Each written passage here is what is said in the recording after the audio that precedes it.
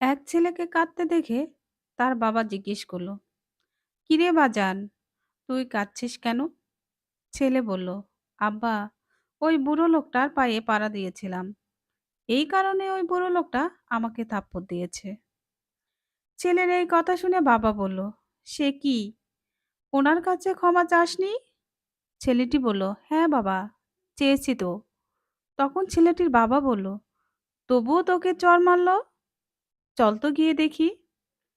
তখন ওই ছেলেটির বাবা বুড়ো লোকটির কাছে গিয়ে বলল, চাচা, আমার ছেলেটা আপনার পায়ে পাড়া মারছে, ভালো কথা, কিন্তু সে তো আবার আপনার কাছে ক্ষমাও চেয়েছে, তাও আপনি তাকে এইভাবে চড় মারলেন, এইটা কিন্তু আপনার ঠিক হয় নাই চাচা।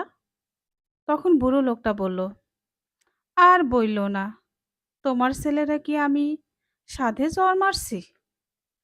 তোমার ছেলে আমার পায়ে পাড়া দিয়ে সরি বলেছে, আমি তার ভদ্রতায় খুশি হয়ে তাকে 10 টাকা উপহার দিয়েছি। হারামজাদা টাকার লোভে আবারও আমার পায়ে পাড়া দিয়েছে। এখন তুমিই বলো, তোমার ছেলেকে কি করা উচিত? বন্ধুরা, গল্পটি কেমন লাগলো কমেন্টসের মাধ্যমে জানাতে ভুলবেন না। আজ এই পর্যন্তই। সবাই ভালো থাকবেন, সুস্থ থাকবেন। আল্লাহ হাফেজ।